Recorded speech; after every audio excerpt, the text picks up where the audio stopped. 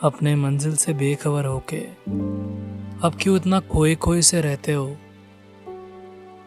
कब तक खुद में किसी और को ढूंढते रहोगे?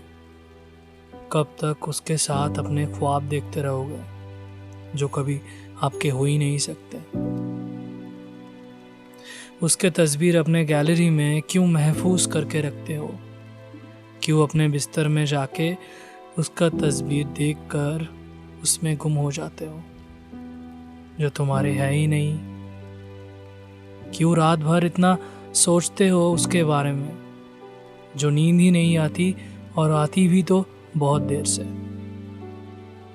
जब सो जाते हो तब उसके साथ क्यों ख्वाब में डूबे रहते हो? क्या होगा वो ख्वाब में उसके साथ रहकर? कुछ वक्त के लिए तो तुम्हें अच्छा लगेगा, लेकिन वो ख्वाब से जागने के बाद वो तो नहीं रहेगा ना।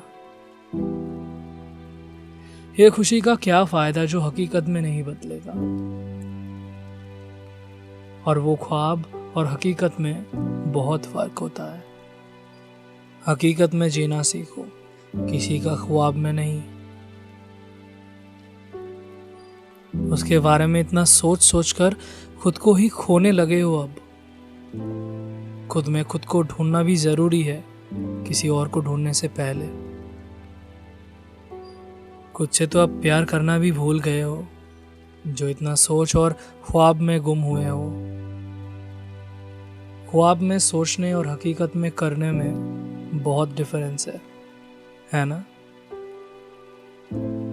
एक वक्त तो था जो वो तुम्हारे करीब था, लेकिन वो था, अब नहीं है।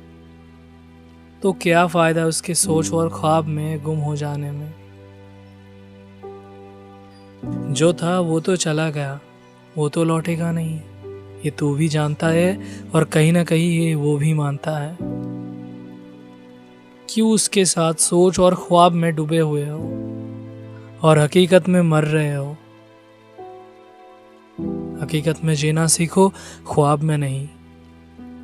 वो तो एक पल भी तुम्हारे बारे में नहीं सोचता। वो तो तुम्हारे लिए रुका ही नहीं वो बस स्टॉप में।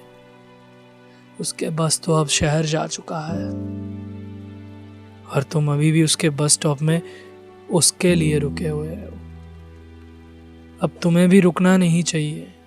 तुम्हें भी अपने मंजिल ढूंढना है और उस मंजिल तक पहुंचना है उसकी तरह। उसके ख्वाब और सोच में रुकने से कुछ नहीं होने वाला है। खुद से इतना बेखबर मत रहो, कोई नहीं समझेगा तुम्हें।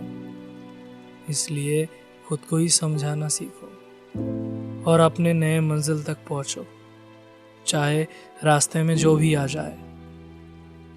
एक बात याद रखना,